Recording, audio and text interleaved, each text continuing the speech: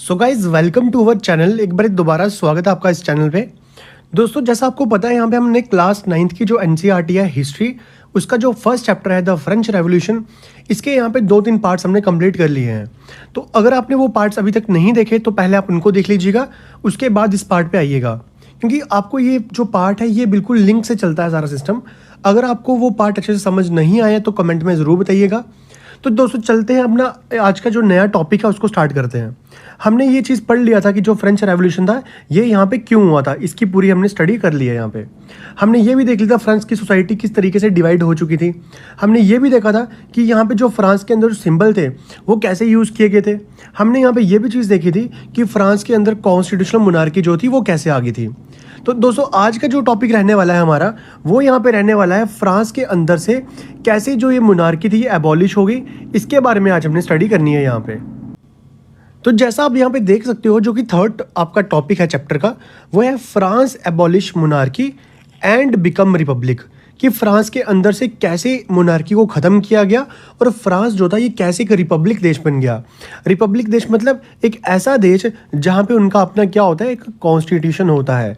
ये चीज़ कैसे फ्रांस ने अपने आप में करवा दी यहाँ पे, तो इसी के बारे में स्टडी कर लेते हैं यहाँ पे।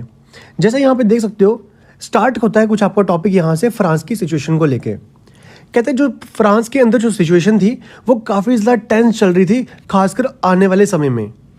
ऑल्दो लुई 16 की अगर बात करते हैं, इसने कॉन्स्टिट्यूशन को साइन कर दिया कि हाँ ठीक है, चलिए मैं आपसे वो चीज़ें जो बात करनी है वो कर लेता हूँ, आपसे आपकी जो लोकल पीपल्स की जो डिमांड है उसको ये मान लेता हूँ। He entered into a secret negotiations with the king of Prussia.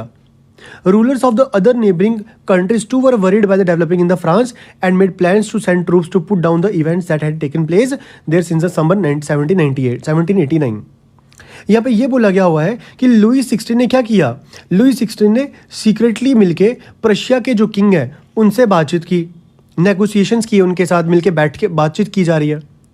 सिर्फ रशिया ही नहीं बल्कि आसपास के जितने भी नेबरिंग कंट्रीज हैं, सबके जो लीडर हैं वो इस चीज़ को देख के वरीड हो चुके हैं कि अगर फ्रांस में ये चीज़ें, जो लोग हैं ये यहाँ पे विद्रोह कर सकते हैं, लड़ाई कर सकते हैं, तो ऐसा पॉसिबल बिल्कुल है कि हमारे यहाँ पे भी इस चीज़ को जो है सामना करना पड़ सकता है हमें। तो सब लोग मिलके ये जो समर में 1789, ये किस डेट के बारे में दिया हुआ है, 14 जुलाई 1789, मतलब जिस दिन फ्रेंच रेवोल्यूशन हुआ था, इसके बारे में कुछ ना कुछ चीज़ें की जा रही हैं। Before this could happen, the National Assembly voted in the April 1792 to declare the war against the Prussia and Austria। ये सब अभी ये जो नेबरिंग कंट्रीज है ये सब अपने ट्रूप्स भेज रहे हैं, अपनी आर्मी भेज रहे हैं, ताकि इस चीज़ को जो फ्रांस के अंदर सब कुछ चल रहा है यहाँ पे, जो लोग अभी भी जो लोग सड़कों पर हैं, इस चीज़ को रोका जाए। अभी आर्मी भेजनी ही थी, इतनी ही देर में क्या हुआ, ये जो नेशनल असेंबली बनाई गई थी अप्रैल 1792 में आते आते इन्होंने लड़ाई जो थी वो स्टार्ट कर दी प्रशिया और ऑस्ट्रिया के खिलाफ। बहुत से ऐसे लोग थे, थाउजेंड्स ऑफ वॉलंटियर ने मिलकर यहाँ पे पार्टिसिपेट किया और एक अपने तरीके से एक आर्मी क्रिएट कर दी कि हम अपनी आर्मी हैं। इससे ये हुआ, ये जो आम जनता थे ये किंग के खिलाफ थे और वहाँ के जो एरिस्टोक्रेसीज थी उसके खिलाफ थे। पूरे यूरोप के अंदर ये चीज़ें चल रही हैं अब धीरे धीरे।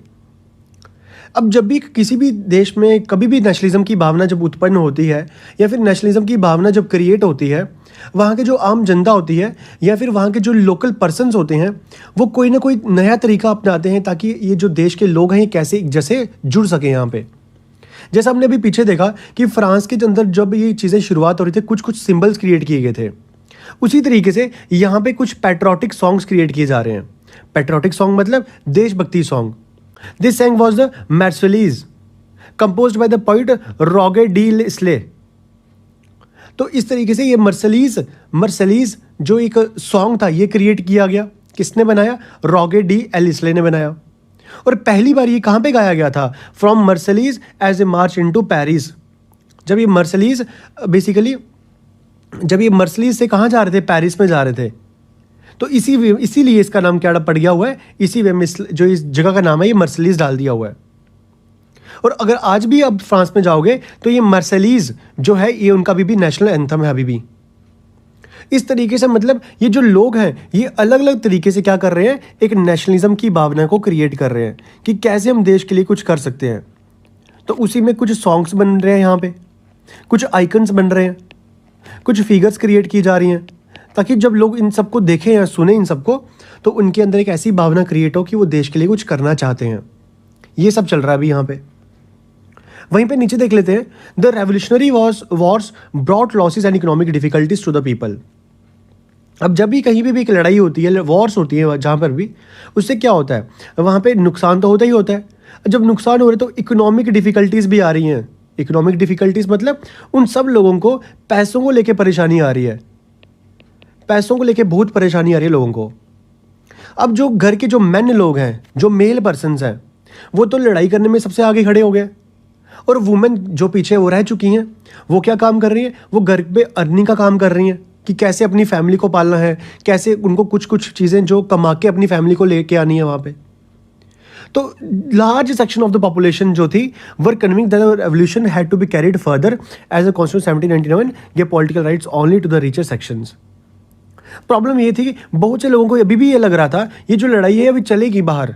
क्यों ऐसा क्यों लग रहा था? क्योंकि जो 1791 के अंदर वो जो कॉन्स्टिट्यूशनल मोनार्की क्रिएट की गई थी, उससे ये सिर्फ यही दिया गया था कि भाई जो रिचर सेक्शन है सोसाइटी के, बस उन्हीं को राइट टू वोट का अधिकार है, उन्हीं को सफराज का अधिकार है।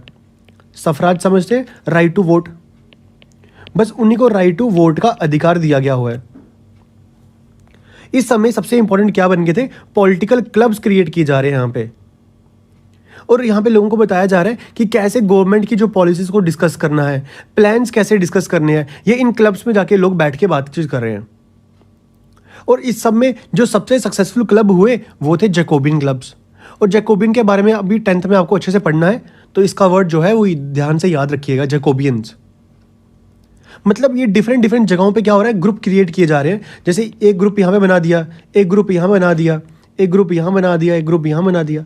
अब यहाँ पे लोकल लोग जाके यहाँ पे क्या कर रहे हैं, बट कौन? एजुकेटेड लोग यहाँ पे जाके क्या कर रहे हैं, डिस्कस कर रहे हैं बातों कि गवर्नमेंट की जो ये पॉलिसीज है इसके लिए हम क्या करें, ये कैसे हमारे लोगों के लिए फ़ायदे हो सकती हैं, अगर वो नुकसान हो रही तो इसको चीज़ को कैसे अपोज करना है। ये जो क्लब्स बनाए गए जैकोबिन क्लब्स, तो बेसिकली इसका नाम कहाँ से है? जैकोबिन जो वर्ड है इसका मतलब कहाँ से आया? कहते हैं इसका नाम यहाँ से है convent of Saint Jacob in Paris. और मैं आपको बताऊँ कॉन्वेंट का मतलब क्या होता है। कॉन्वेंट एक ऐसी बिल्डिंग होती है जो कि रिलीजियस चीज़ों के लिए डिवोट की जाती है, जैसे हमारे मंदिर हो गए। ऐसी कॉन्वेंट बेसिकली क्या था, सेंट जैकोब करके एक पेरिस में एक कॉन्वेंट हुआ करता था, एक बेसिकली चर्च टाइप बोल सकते हो। Women too who had been active throughout this period formed their own clubs. ऐसी जैकोबिन क्लब्स बने, वुमेन्स भी कहीं ना कहीं पार्टिसिपेट कर रही है और वुमेन अपने अपने क्लब्स क्रिएट कर रही है यहाँ पे। इसके अभी ये सेक्शन कौन सा पढ़ रहे हैं? अभी 3rd सेक्शन पढ़ रहे हैं। जैसे सेक्शन 4 आएगा उसमें वुमेन्स के बारे में पढ़ने वाले हैं कि वुमेन का क्या रोल रहा इस एक्टिविटी में, इस रेवोल्यूशन में क्या रोल रहा। वहीं पे जो मेंबर थे जैकोबिन क्लब के, ये मोस्टली कहाँ से बिलोंग करते थे? ये less prosperous section of society, मतलब ना ही ये ज़्यादा अमीर थे, ये बस पुअर लोग थे, पीजेंट लोग थे, फार्मर लोग थे, स्टूडेंट लोग थे। ये सब लोग क्या कर रहे हैं, इस जैकोबिन क्लब का मेंबर बन रहे हैं यहाँ पे। इसके अंदर क्या हो रहा था, छोटे छोटे शॉपकीपर्स भी जुड़ रहे हैं, आर्टिशियंस जैसे शू मेकर हो गया, पेस्ट्री कुक हो गया, वॉच मेकर्स हो गया, प्रिंटर्स वाले हो गए। इसके अलावा घर के जो सर्वेंट होते हैं या फिर डेली वेज वर्कर्स होते हैं, ये सब लोग इस जैकोबिन क्लब में पार्टिसिपेट कर रहे हैं और अपने अपने यहाँ पे व्यूज़ क्रिएट कर रहे हैं। भाई देखो हमें ये प्रॉब्लम आ रही है, हमें ये प्रॉब्लम आ रही है, तो इसलिए ये सब किया जाएगा। और ये जो जैकोबिन क्लब बना बेसिकली फ्रांस के अंदर, ऐसे तो अभी क्या होगा, ये धीरे धीरे पूरे यूरोप के अंदर जाएगा, इटली में जाएगा, जर्मनी में जाएगा, बट अभी हम पर्टिकुलरली फ्रांस की बात चल रही है। जैसे ही जैकोबिन क्लब फ्रांस के अंदर फेमस हुए, इन जैकोबिन क्लब का जो लीडर था वो कौन बना? मैक्सिमिलियन रॉबेस्पायर। और ये नाम जो है ये मोस्ट इंपॉर्टेंट नाम है, इसको आप अच्छे से याद कर लेना, मैक्सिमिलियन रॉबेस्पायर। इसी तरीके से बहुत ज़्यादा लोग, बहुत बड़े ग्रुप के Jacobin decided to start wearing long strip trouser similar to those worn by the dock workers. इन्होंने डिसाइड किया, जैकोबिन क्लब के वर्कर ने डिसाइड किया कि एक काम करते हैं, हम अपना जो पहनावा है उसको अलग रखते हैं, ताकि जब हमें कोई देखेगा हमें दूर से पहचान ले कि ये जैकोबिन क्लब का मेंबर है।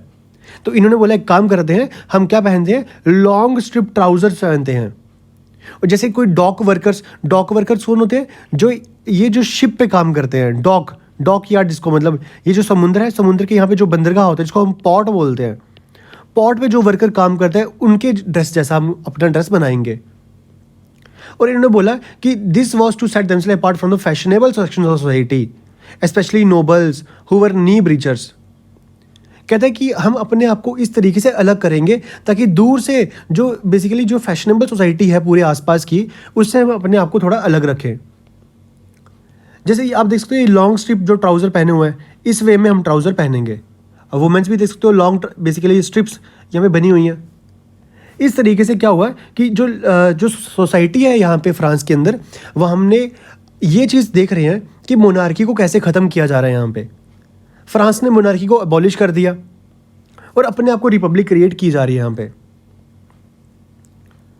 इसी तरीके से as it was proclaiming the end of the power wielding by the wearers of the knee breeches. ये जो जैकोबियन थे, इनको बाद में जाके क्या बोलना शुरू कर दिया, सैंस क्लोटीज बोलना शुरू कर दिया। इसका मतलब क्या होता है, दोज विदाउट नी ब्रीचेस, जो नी ब्रीच नहीं करते। अगर आप यहाँ से ध्यान से देखोगे इस फिगर में, यहाँ पे आप ध्यान से देखो कि इन्होंने बेसिकली क्या किया हुआ है, अपने नीज के आसपास यहाँ पे अपने ड्रेसेस को रखा गया हुआ है, इसलिए यहाँ पे जो ये वर्ड है यूज किया गया हुआ है। कहते हैं यहाँ पे जो सैन क्लोटीज मैन हैं, जो बेसिकली यही जो जैकोबियन क्लब्स के जो मेल पर्सन है, इसके अलावा ये रेड कैप भी पहना करते थे। रेड कैप का मतलब क्या होता है, लिबर्टी। रेड कैप का मतलब लिबर्टी। ये मैंने को लास्ट क्लास में पढ़ाया था, जो सिंबल्स हमने यूज़ किए थे। ये देखो यहाँ पे कि रेड कैप का मतलब क्या होता है, फ्री करना, मतलब लिबर्ट मिलना, लिबर्टी देना हमें। इसी तरीके से यहाँ के जो जैकोबियन लोगों ने भी इस तरीके से जो अपना ड्रेसिंग स्टाइल था वो चेंज करना शुरू कर दिया। Women however were not allowed to do so, women को ऐसा अधिकार नहीं दिया गया था। वहीं पे अगर समर की बात करते हैं 1792 की बात, जैकोबियंस बेसिकली जो ग्रुप था, इन्होंने प्लान किया, हम एक काम करते हैं, हम Parisians who were angered by the short supplies and the high price of food, हम क्या करते हैं, जैकोबियन ने प्लान किया, हम इंसरेक्शन करेंगे। इंसरेक्शन मतलब हम वहाँ पे अटैक करेंगे एक टाइप से। क्यों, किस पे अटैक करेंगे, पेरिसियंस लोगों पे अटैक करेंगे, पेरिस में, मतलब जाके फ्रांस की कैपिटल पेरिस, क्योंकि ये लोग काफ़ी ज़्यादा परेशान हो चुके हैं। क्यों, प्राइसेस फूड के हैं वो बड़े ज़्यादा हो चुके हैं। तो इन लोगों ने क्या किया, अगस्त 10 को, 10 अगस्त 1992 को इन्होंने बेसिकली क्या करना शुरू कर दिया, एक पैलेस था, पैलेस का नाम था पैलेस ऑफ द ट्यूलेरीज। यहाँ पे इन्होंने अटैक किया और यहाँ के जो किंग गार्ड थे, किंग के जो गार्ड थे, उनको मार दिया, मैसेकर्ड कर दिया। और किंग को यहाँ पे अपना होस्टेज बना लिया कुछ घंटों के लिए, मतलब बंदी बना लिया, किंग को ही बंदी बना लिया हुआ है। बाद में इस असेंबली ने बेसिकली क्या कर दिया, इस रॉयल फैमिली को इम्प्रिजन कर दिया, छोड़ दिया जाए। इलेक्शंस यहाँ पे हुई, अब देखो ना, राजा को बंदी बना लिया हुआ है, अब राजा को जो बोला जाएगा वही किया जाएगा वो। तो इन्होंने ये चीज़ बोली, भाई अब से जो भी पर्सन, मैन, जो भी मेल पर्सन 21-21 ईयर्स या इससे ज़्यादा है, वो चाहे कोई वेल्दी है, जिसके पास राइट टू, सबके पास राइट टू वोट का अधिकार होगा। मतलब यहाँ पे क्या पढ़ लिया हमने, देखा कि समर 1792 में आते आते जैकोबियन ने प्लान किया, भाई हम क्या करेंगे, हम पेरिसियन, मतलब वो जो किंग का पैलेस है वहाँ पे अटैक करेंगे। क्यों, क्योंकि फूड के प्राइसेस काफ़ी ज़्यादा बढ़ चुके हैं और किंग यहाँ पे कुछ भी नहीं कर रहा। इन्होंने डिसाइड किया कि 10 अगस्त को ये क्या करेंगे, पैलेस ऑफ ट्यूलेरीज में अटैक करेंगे। जब इन्होंने अटैक किया वहाँ पे जो किंग के गार्ड थे उन सबको यहाँ पे मार दिया गया और किंग को अपना बंदी बना लिया, होस्टेज बना लिया कुछ घंटों के लिए। बाद में जाके असेंबली ने बेसिकली ये डिसाइड किया, भाई ये चीज़ सही नहीं है, किंग को छोड़ देना चाहिए। जब किंग को छोड़ रहे थे तो किंग को ये बोला गया, भाई देखिए हम आपको छोड़ रहे हैं, हमें यहाँ पे इलेक्शंस करवानी पड़ेंगी। तो इलेक्शंस करवाई और जब इलेक्शंस होंगी तो वहाँ पे कुछ कंडीशन रखी गई, भाई जितने भी मैन हैं यहाँ पे, मेल पर्सनस हैं जो कि 21 ईयर्स या फिर इससे ऊपर हैं, वो चाहे अमीर लोग हैं चाहे वो गरीब लोग हैं, सबको राइट टू वोट का अधिकार दिया जाएगा। मतलब सबको सफराज दिया जाएगा, सफराज मतलब राइट टू वोट दिया का अधिकार दिया जाएगा। इसी तरीके से जो नई इलेक्टेड असेंबली बनी, कॉल्ड द कन्वेंशन, तो उसको हम क्या बोलते हैं, was called an the convention से हुई। इसी तरीके से यहाँ पे हम बता दूं आपको कि 21 सितंबर 1792 इन्होंने लोगों ने मोनार्की को एबॉलिश कर दिया, भाई हमें मोनार्की नहीं चाहिए। एंड फ्रांस को डिक्लेयर कर दिया, भाई हम फ्रांस क्या हो चुके हैं, रिपब्लिक हो चुके हैं। आपको पता है रिपब्लिक फॉर्म ऑफ गवर्नमेंट कैसी होती है, एक रिपब्लिक फॉर्म ऑफ गवर्नमेंट एक ऐसी गवर्नमेंट होती है जहाँ के लोग अपना गवर्नमेंट को खुद इलेक्ट करते हैं। हेड ऑफ द गवर्नमेंट, चाहे वो पीएम कुछ भी हो, उस लोगों को खुद इलेक्ट किया जाता है। अब जब असेंबली ने 1792 में सितंबर में जब इलेक्शंस करवाई, वो रिपब्लिक वे में करवाई, तो इन्होंने बोला भाई there is no hereditary monarchy in the France. अब फ्रांस के अंदर कोई भी हेरिडेटरी मोनार्की नहीं होगी। ऐसे ही आप और कंट्रीज़ के बारे में भी डिस्कस कर सकते हो, कैसे वहाँ पे क्या चीज़ें खत्म हुई, जो रिपब्लिक था वो कैसे मिला और कैसे वो रिपब्लिक बना, कैसे वो इंडिपेंडेंट देश बना। अगर आप 10th में पढ़ोगे तो 10th में हम ये पढ़ेंगे भाई जर्मनी कैसे इंडिपेंडेंट बना, हम 10th में पढ़ेंगे भाई इटली कैसे इंडिपेंडेंट क्रिएट हुआ, एक नेशन क्रिएट हुआ। हम वहाँ पे ब्रिटिश के बारे में भी पढ़ेंगे, और आने वाले चैप्टर में हम आपके रशिया के बारे में पढ़ने वाले हैं कि रशिया कैसे अपने आप को इंडिपेंडेंट करता है। वहीं पे लुई 16 की बात की जाती है। लुई 16 को डेथ की पेनल्टी दी गई कोर्ट के द्वारा। क्यों? इसने ट्रीजन किया था। ट्रीजन क्या होता है? ट्रीजन होता है कि को एक वंस कंट्री और गवर्नमेंट बिट्रे करना, देशद्रोह का जो होता है बेसिकली। तो इसको बोला गया भाई जो लुई 16 क्या है, ये एक देशद्रोही है, इसको डेथ पेनल्टी दी जानी चाहिए। तो 21 जनवरी 1793 इसको एग्जीक्यूट किया गया पब्लिकली मतलब सबके लोगों के सामने मारा गया इसको। कहाँ पे? At the place Dila concord करके। यहाँ पे इसको बेसिकली क्या किया गया, यहाँ पे इसको पब्लिकली एग्जीक्यूट किया गया। एग्जीक्यूट मतलब मार देना। The queen Marie Antoinette met with the same fate shortly after. ये क्वीन मैरी एंटोनियट कौन थी? बेसिकली लुई 16 की वाइफ थी ये, और इसको थोड़ी देर बाद इसकी वाइफ को भी शॉर्टली ही इसी सदमे से गुजरना पड़ा, इसी चीज़ से गुजरना पड़ा। इसको भी कहाँ क्या हो गया, इसको भी डेथ की पेनल्टी दी गई बाद में। इस तरीके से हमने इस टॉपिक में क्या कवर किया? इस टॉपिक में हमने ये कवर किया कि फ्रांस जो था वो कैसे अपने आप को इंडिपेंडेंट क्रिएट करता है, कैसे अपने आप को रिपब्लिक बनाता है, और कैसे फ्रांस के अंदर से जो मोनार्की है वो ख़त्म हो जाती है। आई होप आपको ये चीज़ें क्लियर हो रही होंगी। कोई भी डाउट्स क्रिएट होते हैं आप हमें कमेंट्स में बता सकते हो, उसको डाउट को क्लियर किया जाएगा। आई होप आपको चीज़ें क्लियर हो चुकी होंगी अभी तक। तो जल्दी से हम एक और टॉपिक यहाँ पे क्लियर करते हैं, द रीन ऑफ टेरर। अब ये क्या बात आ गया? रीन होता है समय, कि किस समय की बात चल रही है। टेरर मतलब डर, कि एक ऐसा समय था कि जब लोग बिल्कुल डर गए थे। ये समय की बात बताई जा रही है 1793 से लेकर 1794 का समय है। ये जो एक साल का टाइम पीरियड था इसको बोलते हैं रीन ऑफ टेरर। आपको ये चीज पता होगी, रॉबेस्पायर अभी हमने पढ़ा कि जैकोबिन क्लब्स का मेंबर हुआ करता, जैकोबिन क्लब का लीडर हुआ करता था। रॉबेस्पायर ने यहाँ पे एक पॉलिसी को फॉलो किया था, policy of sewer control and punishment, कि अच्छे तरीके से कंट्रोल करो, अगर कंट्रोल से कोई बाहर जाए तो उसको अच्छी तरीके से पनिशमेंट दो, सीवरली पनिशमेंट दो, काफ़ी ज़्यादा।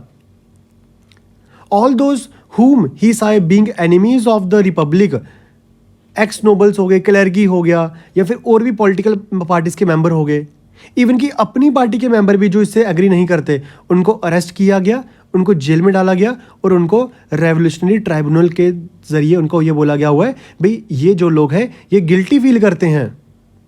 गिल्टी मतलब ये अपनी गलती को कबूल करते हैं, और उनको गिलेटिन्ड कर दिया गया। अब ये क्या चीज़ आ गई? देखिए अभी हमने पढ़ा कि रॉबेस्पायर जो था इसकी पॉलिसी क्या थी, सीवरली कंट्रोल एंड पनिशमेंट। रॉबेस्पायर ये पॉलिसी फॉलो कर रहा था।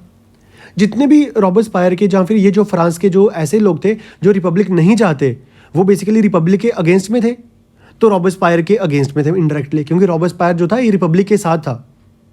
जितने भी एक्स नोबल्स होते हैं, जितने भी क्लर्गी ग्रुप थे, या फिर और कोई भी पॉलिटिकल मेंबर्स के ग्रुप जो कि इसकी पार्टी के खिलाफ थे, इसने उन सबको अरेस्ट किया गया, उन सबको जेल डाला गया, उन सबको ट्राइब्यूनल में लाया गया। ट्राइब्यूनल मतलब उनका वो जो लोकल कोर्ट हुआ करता था, कोर्ट में। और if the court found them guilty they were guillotined. अगर कोर्ट में जाके इनको गिल्टी फील होता है कि हाँ भाई इन्होंने वो गलती की है, इनको ग्लिटन कर दिया जाएगा। अब ये ग्लिटन क्या होता है? मोस्ट इंपॉर्टेंट टॉपिक है इस पार्ट का।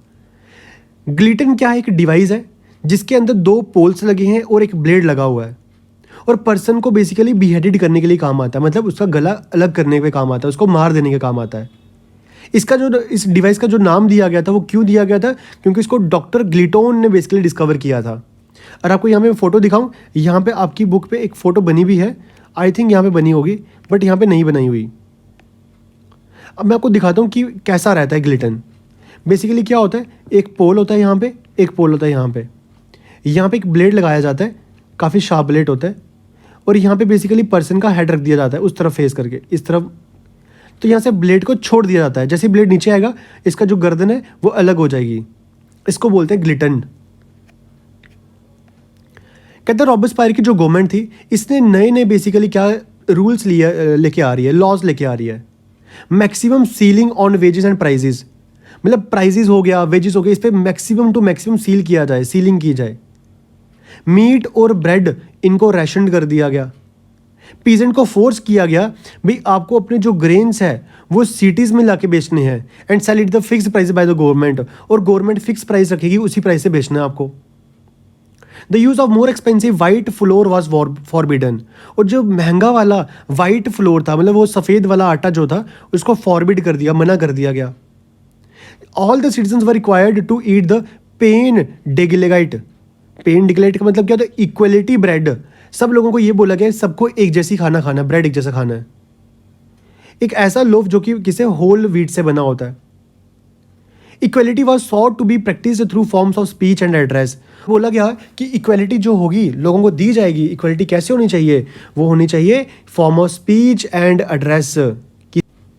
Instead of the traditional monsieur and madam, कहते हैं ये जो पुराने तरीके से हम किसी को सर बोलते हैं, किसी को मैडम बोलते हैं। All French man and women were henceforth citoyen and citoyenne. Churches were shut down and their buildings converted into barracks of offices. तो हमने ये चीज़ देख लिया कि रॉबस्पायर एक काफ़ी ज़्यादा क्या था, क्रूअल्टी भी नहीं बोल सकते, सीवरली बेसिकली चीज़ों को देख रहा था। इसने बोल दिया भाई आज से क्या होगा, जो ट्रेडिशनली हम किसी के लिए सर यूज़ करते हैं, किसी के लिए मैडम यूज़ करते हैं, जितने भी फ्रांस के मैन हैं, जितने भी वुमेन हैं, वो आज से क्या वर्ड यूज़ करेंगे? हम फ्रांस के सिटीज़न हैं, ना कि मैडम, ना कि सर, सिटीजन्स हैं। जितनी भी चर्चेस फ्रांस के अंदर बनी हुई थी, चर्चेस को बेसिकली शट डाउन कर दिया गया, और इन चर्चेस के यहाँ पे क्या बना दिया? ऑफिसेज बना दिए, बैरक्सेस बना दिए गए। अगर मैं आपको ये वाला पार्ट बताऊं जो लास्ट में यहाँ पे पार्ट है, इससे पार्ट से आपको बहुत चीज़ें क्लियर होने वाली हैं। देखिए रॉबस्पायर ने जो पॉलिसीज फॉलो की थी उससे क्या हुआ, इनके सपोर्टर तो बने, बट इनके सपोर्टर क्या डिमांड कर रहे हैं? मॉडरेशन की डिमांड कर रहे हैं। भाई देखिए ये चीज़ हमसे नहीं की जा रही, हमें मॉडरेशन पे आना है, मतलब कुछ चीज़ें अपनानी पड़ेंगी, नई नई चीज़ें। फाइनली आके जाके कोर्ट ने बेसिकली क्या बोला? कोर्ट ने बोला जो रॉबस्पायर जो काम कर रहे हैं गलत काम कर रहे हैं। तो जुलाई 1794 में रॉबस्पायर को अरेस्ट किया गया और अगले दिन इनको क्या कर दिया गया? गिलिटिन कर दिया गया। इस तरीके से रॉबस्पायर की जो कहानी है ये भी खत्म होती है। दोस्तों आने वाले टॉपिक्स में हम यहाँ पे डिस्कस करेंगे कि कैसे ए डायरेक्टरी रूल्स फ्राम फ्रांस के अंदर कैसे रूल किया जा रहा है। हम वुमेन का रोल पढ़ने वाले हैं यहाँ पे। इसके अलावा हम लास्ट में आते आते हम देखेंगे स्लेवरी को कैसे ख़त्म किया और एवरीडे लाइफ कैसी रही थी लोगों की, और लास्ट में हम नेपोलियन के बारे में पढ़ने वाले हैं, और नेपोलियन ये मोस्ट इंपॉर्टेंट फिगर बन जाती है हमारी फ्रांस में। दोस्तों चैनल पे पहली बार विजिट किया है तो चैनल को सब्सक्राइब कर लीजिए। कोई डाउट क्रिएट होते हैं कमेंट्स में ज़रूर बताइएगा, और बेल आइकन को प्रेस कर लीजिए ताकि हमारी कोई भी लेटेस्ट वीडियो है आप उसको सबसे पहले देख पाओ। सो दोस्तों मिलते हैं आपसे अगली वीडियो में, तब तक के लिए देखते रहिए काई क्लासेस।